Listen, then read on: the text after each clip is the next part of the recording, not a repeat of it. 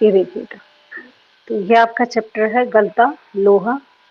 इसके ऊपर मैंने कवि का नाम लिखा हुआ है और इसके साथ-साथ आप देखेंगे कि जो पाठ है गलता लोहा, इसके कवि हैं शेखर जोशी और विषय लिखा हुआ है, ऊपर कक्षा लिखा हुआ है। पिछले साल जब पढ़ाया तो उसके साथ पेंसिल से नोट हो गया था, तो आपको दिखाई नहीं दे रहा होगा। लेकिन पाठ का नाम है गलता लोहा। यानी जिस तरह से लोहा गल जाता है, लोहा देखो अपने आप में बेटा बहुत कठोर होता है, लेकिन फिर भी उसको आग में तपाते हैं तो वो तप तप के गल जाता है, अर्थात वो भी नरम पड़ जाता है। यानी यहाँ पर है कि शेखर जोशी ने गलता लोहा कहानी, मैं पाठ परिचय परिचित करा रही हूँ, उसके बाद चैप्टर पर चलेंगे।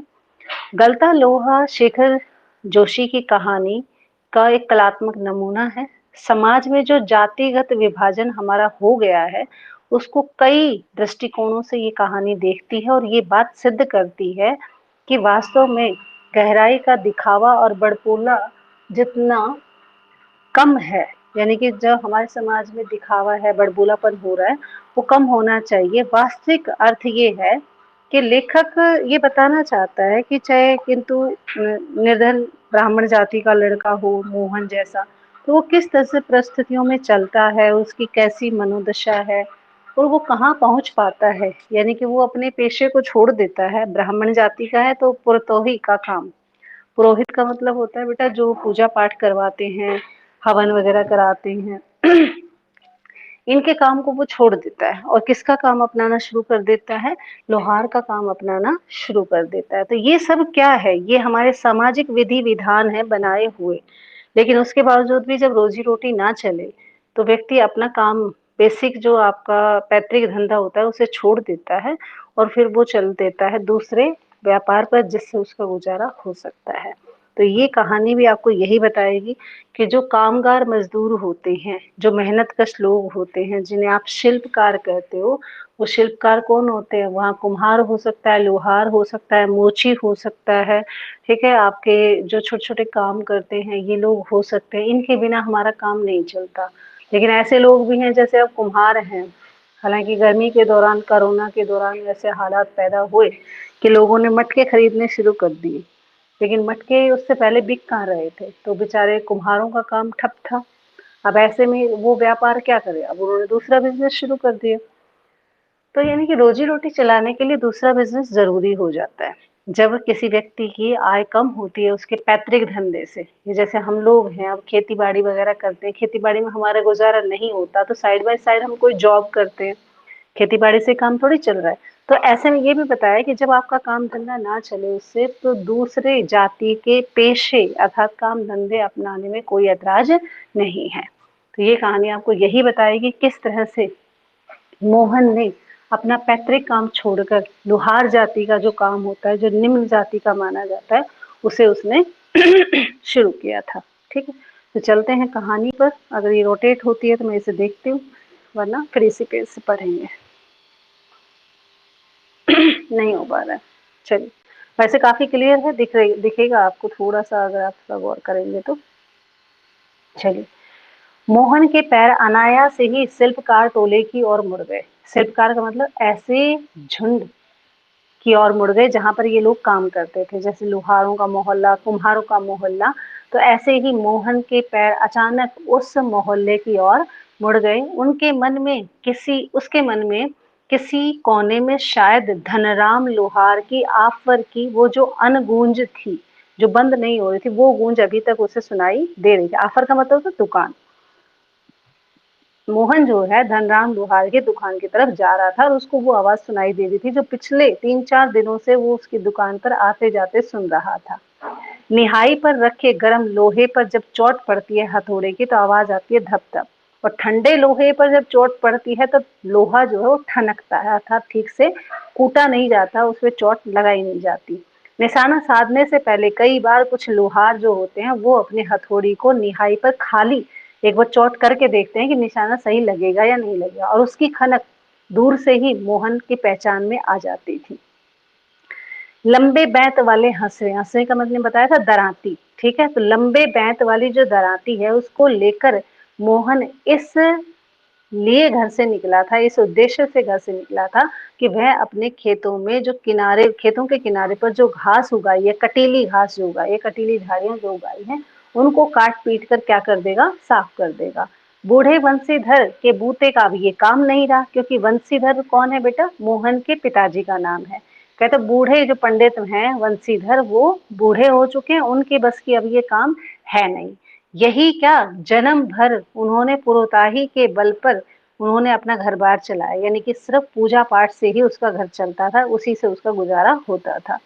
वह भी अब वैसे कहाँ रह पाते हैं, यानी कि अब वो सारी पुरताही का काम भी नहीं होता। आजकल आपने देखा कोरोना के दौरान लोगों ने ऑनलाइन पूजा कराई है, तो ऐसे में पंडित लोगों का कहाँ काम रह गया था। यजमान लोग उसकी निष्ठा और संयम के कारण उस पर श्रद्धा रखते थे, बस लोग उसको इसलिए बुलाते थे कि लोगों की उस पर निष्ठा थी, विश्वास था, और संयम के कारण भी, बड़े संयमित व्यक्ति थे इसलिए। लेकिन बुढ़ापे का जो शरीर था वो उतना कठिन काम और व्रत उपवास नहीं झेल पाता, यानी कि जैसे जैसे पंडित लोग बुजुर्ग हो जाते हैं, हालांकि उनका नियम है भाई रोज पूजा पाठ करने लगे रहते हैं, लेकिन कहते हैं कि बुजुर्ग होने के बाद वो शरीर ना तो इतने व्रत कर पाता है और ना ही इतनी मतलब मेहनत कर पाता है। सुबह सुबह जैसे ही वंशीधर उठे होंगे तो सहारा पाने की नीयत से कि शायद बेटा ही कुछ मदद कर दे, यानी मोहन ही कुछ मदद कर दे, इसलिए उन्होंने गहरा सांस लेकर अपने बेटे के सामने ये बात कही। कौन सी बात कही, जिसे मोहन ने अनसुना कर दिया। मोहन को लगा मुझे नहीं कह रहे, पिताजी अपने आप ही बड़बड़ा रहे हैं। तो कहते सुबह सुबह पिताजी ने मोहन से ये सहारा पाने के लिए शायद बेटा मेरी कोई मदद कर देगा, इसलिए उन्होंने उसे मोहन को सुनाते हुए कहा कि आज गणनाथ के यहाँ चंद्रदत्त जी के यहाँ पर रुद्री पाठ करके आना है, यानी गणनाथ जो है वो जगह का नाम है और चंद्रदत्त जो है उस व्यक्ति का नाम है जो घर में पूजा पाठ करवा रहा है। और कौन सा पूजा पाठ होने वाला है, रुद्री पाठ होने वाला है। कहते हैं आज गणनाथ जाकर चंद्रदत्त के यहाँ पर रुद्री पाठ कराना था, लेकिन अब मुश्किल लग रहा है। क्यों लग रहा है, क्योंकि 2 मील की तो ऊंची चढ़ाई चढ़ के जाना पड़ेगा पहाड़ पर, ठीक है। और एकाएक वो कह रहा है मैं मना भी तो नहीं कर सकता, क्यों, क्योंकि मेरे पे श्रद्धा बहुत ज्यादा है उन लोगों की, वो मुझे बहुत मानते हैं कि पूजा कराएंगे तो उसी पंडित जी से कराएंगे। कहते समझ में नहीं आ रहा क्या करूं। अब आगे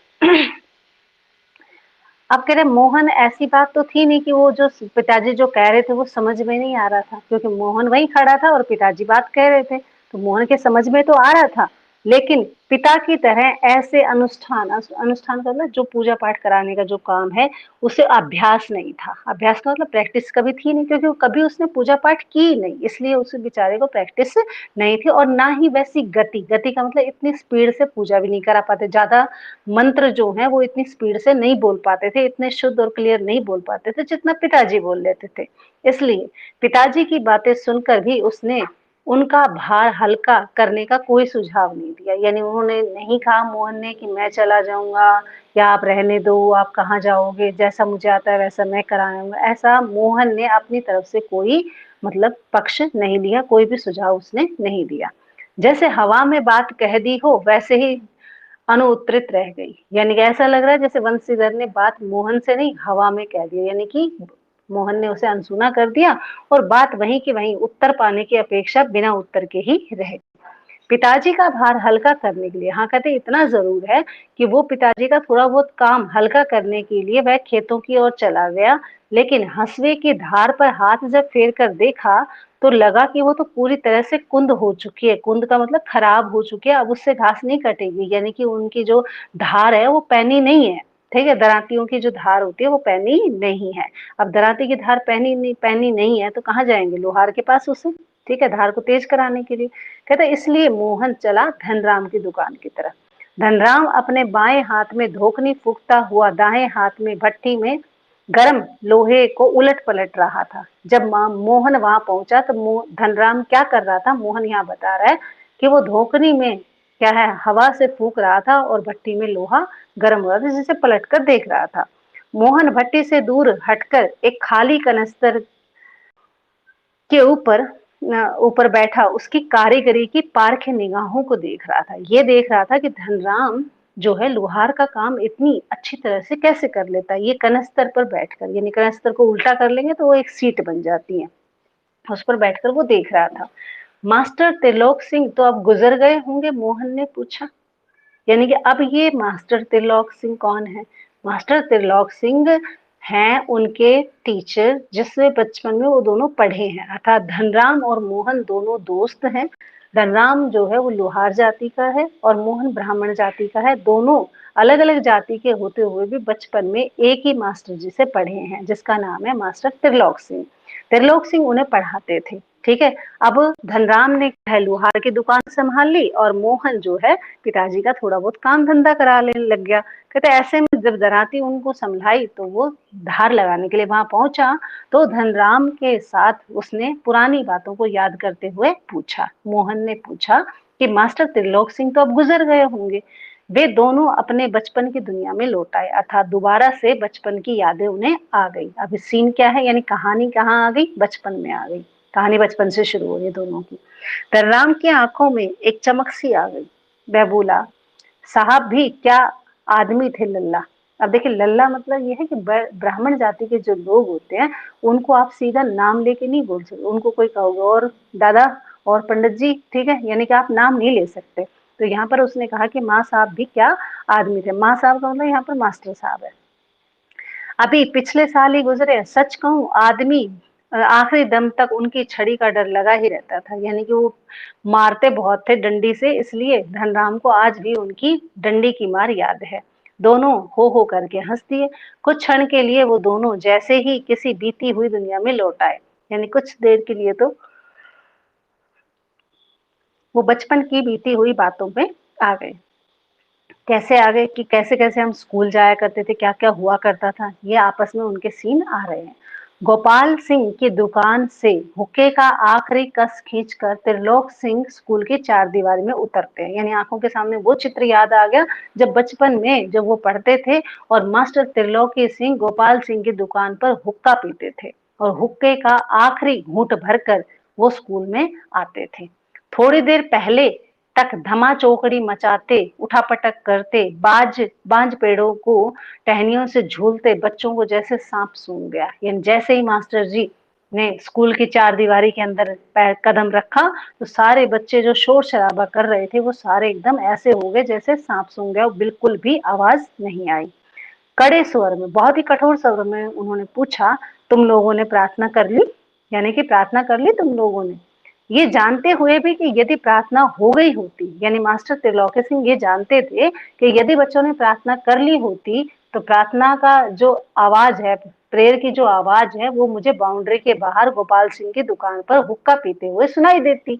ये जानते हुए भी कि यदि प्रार्थना हो गई होती तो गोपाल सिंह की दुकान तक उनका संवेद स्वर पहुंचता ही। त्रिलोकी सिंह ने घूर घूर कर एक एक लड़के को देखते हुए कहा और फिर कड़क कर आवाज लगाई, मोहन नहीं आया क्या आज? यानी कि मोहन शायद प्रेयर कराता होगा। मोहन उनका चहेता शिष्य था, यानी फेवरेट स्टूडेंट था। पुरोहित खानदान का था, पुरोहित मतलब ब्राह्मण जाति का लड़का था, कुशाग्र बुद्धि का था, यानी बहुत तेज दिमाग था उसका, अच्छा इंटेलिजेंट था, खानदान भी अच्छा था और फेवरेट बच्चा भी था उनका, यानी स्टूडेंट फेवरेट था। कुशाग्र बुद्धि का बालक पढ़ने में ही नहीं गायन में भी बेजोड़ था, यानी कि पढ़ने में ही अच्छा नहीं था, गाता भी बहुत अच्छा था। मास्टर त्रिलोकी सिंह ने उसे पूरे स्कूल का मॉनिटर बना रखा था, यानी कि हेड बॉय बना रखा था कि जब तक मैं ना आऊं तब तक तुझे ऐसे ही स्कूल में आना है, ठीक है, सारे बच्चों से को इकट्ठा करना है, प्रेयर करानी है जब तक मैं ना पहुंचू। सुबह सुबह वही करवाता, हे प्रभु अन्नदाता ज्ञान हमको दीजिए का पहला स्वर उठाकर प्रार्थना शुरू कराता था, अर्थात मोहन ही मास्टर जी के आने से पहले प्रेयर कराया करता। अब कहानी आगे। त्रिलोक सिंह का मास्टर जी का ये सामान्य नियम था। सामान्य नियम का मतलब है कि बिल्कुल, एक बार देखिए शायद पेज डबल हो गया बेटा, हाँ ये तीसरा पेज। मोहन को लेकर मास्टर त्रिलोकी सिंह को बड़ी उम्मीदें थी, यानी मोहन इतना अच्छा बच्चा था, ठीक है, और मोहन अच्छा इंटेलिजेंट था, तो अच्छा जब बच्चा होता है तो टीचर की उम्मीद बढ़ जाती है, यानी सपने बढ़ जाते हैं कि ये तो बहुत पता नहीं क्या बनेगा, है ना। तो मोहन को लेकर मास्टर त्रिलोकी सिंह को बहुत बड़ी उम्मीदें थी कि ये बहुत अच्छा बच्चा बनेगा, होनहार है, सपने देखने लगे। कक्षा में किसी छात्र को कोई सवाल न आने पर वही सवाल वे किससे पूछते? मोहन से पूछते, यानी सबसे पूछ लेते, किसी को नहीं आता था, ठीक है। और फिर पूछते मोहन से, और मोहन से उम्मीद क्या थी कि भाई जो भी है, किसी को नहीं आएगा तो कौन बताएगा सही, मोहन ही बताएगा। ये मास्टर त्रिलोकी सिंह जानते थे। कहते वो मोहन से पूछते और उनका अनुमान सही निकलता, और उनका जो अंदाजा था, कौन सा अंदाजा, कि किसी को आए या ना आए सवाल, लेकिन मोहन को जरूर आएगा। ठीक है, मोहन को जरूर पता होगा, मोहन इस सवाल को जरूर सॉल्व कर देगा। ये अनुमान उनका सही भी निकलता, अर्थात मोहन कठिन से कठिन सवालों को भी निकाल देता, और मोहन ठीक ठाक उत्तर देकर उन्हें संतुष्ट कर देता, यानी कि बिल्कुल सही सही बता देता, और मास्टर जी उस पर गर्व करते। तब वे उस फिसड्डी बालकों को दंड देने का भार मोहन पर डाल देते, यानी कि जितने भी बच्चे जो सवाल नहीं निकालते थे, उनको सजा देने का काम मास्टर जी किसको दे देते, मोहन को, कि ठीक है अब इनको, इनकी पिटाई करिए, इन्होंने एक भी सवाल ढंग से नहीं किया है। खुद नहीं मारते थे, मोहन से पिटाई करवाते थे। कहते कहते पकड़ इसका कान, ठीक है, और लगवा इससे दंड बैठक। वे आदेश देते। धनराम भी उन अनेक छात्रों में से एक था, यानी कि उसमें मोहन जब सबसे दंड बैठक लगवाता या सबके कान पकड़वा के मतलब सजा दे रहा होता था, तो उस सजा में धनराम भी शामिल होता था, अर्थात धनराम भी उठक बैठक लगाया करता था। किसके कहने से, मोहन के कहने से। जिसने त्रिलोक सिंह मास्टर के आदेश पर हमने हमजोली मोहन के हाथों कई बार बैठ खाए थे। अब वो कहते हैं मास्टर त्रिलोक सिंह आदेश दे देते, और कहते मोहन मेरा दोस्त था, लेकिन फिर भी कई बार उसके हाथों से मैंने डंडे खाए हैं, कान भी खींचवाए हैं, और मोहन के प्रति थोड़ी बहुत ईर्ष्या करने पर भी धनराम शुरू से ही, कहते मोहन के प्रति कभी भी धनराम के मन में ईर्ष्या का भाव नहीं आया, उसके प्रति स्नेह और आदर भाव ही रखता था। यानी हमेशा यही सोचता था कि नहीं, ये कुछ भी हो, ठीक है, मैं पिटता हूँ तो सिर्फ इसलिए पिटता हूँ क्योंकि मुझे नहीं आता। कई बार ऐसा होता है ना कि टीचर ये कहते बेटा मार इसको, तो वो बच्चा जब मारता है तो दूसरा बच्चा क्या सोचता है, वो टीचर के कहने पर इसने मारा और फिर बाद में इसे देख लूंगा। ठीक है, ऐसा नहीं था, यानी धनराम ये नहीं सोचता था कि मोहन ने मुझे क्यों मारा, बस वो तो ये जानता था कि मुझे नहीं आता था और त्रिलोकी सिंह मास्टर ने आदेश दिया इसलिए मोहन ने मारा। तो वो मोहन से प्रेम करता था और मोहन को आदर भी देता था। क्यों देता था, कहते इसका एक कारण ये भी था, एक तो ये था कि उसे सवाल नहीं आता था इसलिए पिटना ही पिटना था मोहन से, एक तो ये कारण था। दूसरा करे एक कारण ये भी था कि शायद बचपन से ही उसके मन में ये बात बिठा दी गई थी, ये बात उसे समझा दी गई थी कि जातिगत हीनता के कारण, जातिगत हीनता का मतलब है कि मोहन जो है वो ब्राह्मण जाति का लड़का है, अर्थात ऊंची जाति का लड़का है, और लुहार जाति का कौन था, धनराम, के तुम निम्न जाति के हो। तो ये अधिकार है हमारे समाज में, ऐसा माना जाता है कि ऊंची जाति के लोग जो होते हैं उनके सामने नीची जाति के लोग आवाज नहीं उठाते, अर्थात चुपचाप जैसे कहते हैं वैसे कर लेते हैं, ये मानना था। ये बचपन में ही धनराम को सिखा दिया गया था। कहते उसके समझ में नहीं समझा, बल्कि वह इसे, सॉरी वापस ले, कहते ये बात बिठा दी गई थी कि जातिगत हीनता के कारण धनराम ने कभी भी मोहन को अपना प्रतिद्वंदी अर्थात दुश्मन नहीं समझा, बल्कि वह इसे मोहन का अधिकार समझता था। क्या, कि नहीं ये ऊंची जाति का है, ऊंची जाति के लोगों के द्वारा अगर हम पिट भी लेते हैं तो ये उनका क्या है, अधिकार है हमें पीटना। ठीक है, हमारा अधिकार नहीं है कि हम आवाज उठा दें या उन पर विरोध कर दें, नहीं, वो बड़े हैं, क्योंकि जाति बड़ी है ना, तो बड़ी जाति के लोगों का सम्मान करना चाहिए। कहते बीच बीच में त्रिलोक सिंह मास्टर का ये कहना कि मोहन एक दिन बहुत बड़ा आदमी बनेगा। तीसरा कारण ये था क्योंकि बीच बीच में त्रिलोक सिंह मास्टर ये कहा करते थे कि मोहन एक होनहार बालक है, बहुत अच्छा है, और एक दिन बहुत बड़ा आदमी बनकर स्कूल का और उनका नाम रोशन करेगा। धनराम के लिए किसी और की तरह से सोचने की गुंजाइश नहीं रखता था। अब धनराम सोचता था एक तो ऊंची जाति का इसलिए मुझे इससे उल्टा नहीं बोलना, दूसरा इंटेलिजेंट है इसलिए इसके सामने नहीं बोल सकता, तीसरा वे परिवार वालों ने ये बता दिया कि ऊंची जाति वालों लोगों का सम्मान करना चाहिए इसलिए, फिर दूसरी बात है बस सवाल भी तो पहले निकाल के दिखाता है, तो नहीं निकाल के दिखाएगा वो पिटेगा। तो इसलिए धनराम जो है बेचारा चुपचाप मार खा लेता था और मोहन को कुछ भी नहीं कहता था। और धनराम वह दूसरे गांव की, यानी धनराम की हालत क्या थी, मोहन तो जो है इंटेलिजेंट था, अच्छे सवाल निकालता था, सारे अध्यापक उस पर विश्वास करते थे, ब्राह्मण जाति का था, हर चीज में परफेक्ट था, तो सारे चहेते हो गए थे। लेकिन धनराम क्या था? कहते धनराम गांव के दूसरे खेतीहर या मजदूर परिवारों के लड़कों की तरह, जैसे लेबर के बच्चे होते हैं ना, इस तरह के बच्चों की तरह किसी तरह तीसरे दर्जे तक स्कूल का मुंह देख पाया, यानी तीसरी क्लास तक किसी तरह से उसने पढ़ाई की। त्रिलोक सिंह मास्टर कभी कभार उस पर विशेष ध्यान भी देते, यानी बच्चा कमजोर होता है ना, तो कभी कभी ध्यान दे लेते हैं, ये धनराम बहुत कमजोर है, चल भाई बता क्या नहीं आता तेरे को। कहते वो विशेष ध्यान देते, यानी उसका ख्याल रखते। एक दिन अचानक ही उन्होंने पूछ ही लिया कि धुनवा तेहरा का पहाड़ा तो सुना। अब धुनवा क्यों कहा जाता है? क्योंकि लोहार जाति के जो लोग होते हैं वो धोखनी चलाते रहते हैं, इसलिए धनराम का शॉर्ट नेम मास्टर जी ने धनवा निकाल दिया। कहा धनवा तेहरा का पहाड़ा सुना तो सरा, यानी उन्होंने कहा कि तेहरा का पहाड़ा मुझे सुनाओ। 12 तक का पहाड़ा तो उसने किसी तरह याद कर लिया था, यानी धनराम को 12 तक का पहाड़ा किसी तरह से, चाहे रट के करो चाहे बना के लिखो, उसे याद था। लेकिन तेहरा का पहाड़ा उसके लिए पहाड़ हो गया। तेहरा का पहाड़ा तो याद करना उसके बस की बात नहीं रही। ठीक है, खूब याद करने की कोशिश करता लेकिन याद ही नहीं होता। ऐसा होता है बेटा।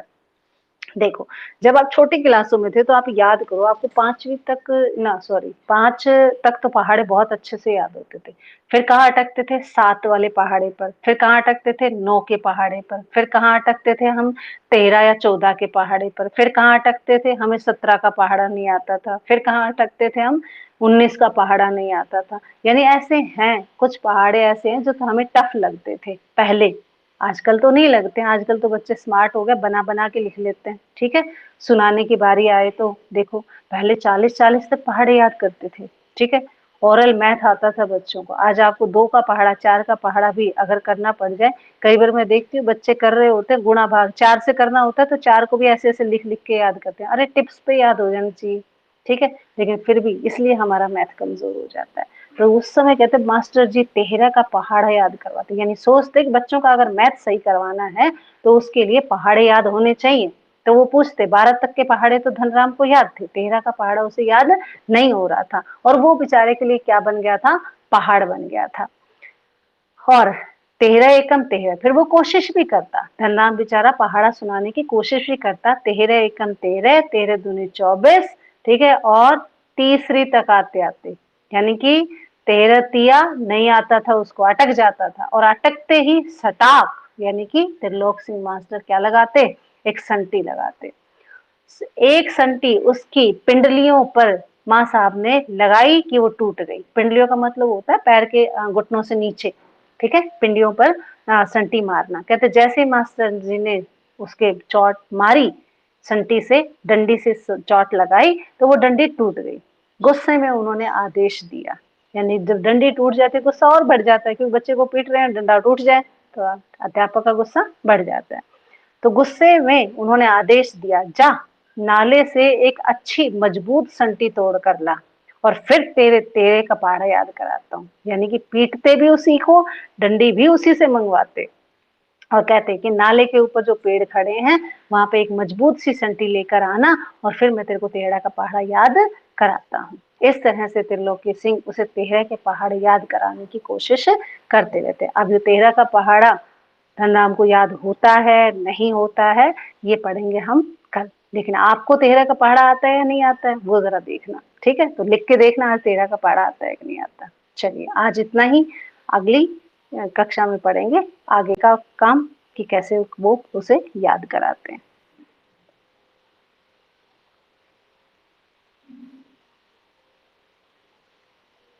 हाँ जी, बस 2 ही थे आज, अंशु मधु।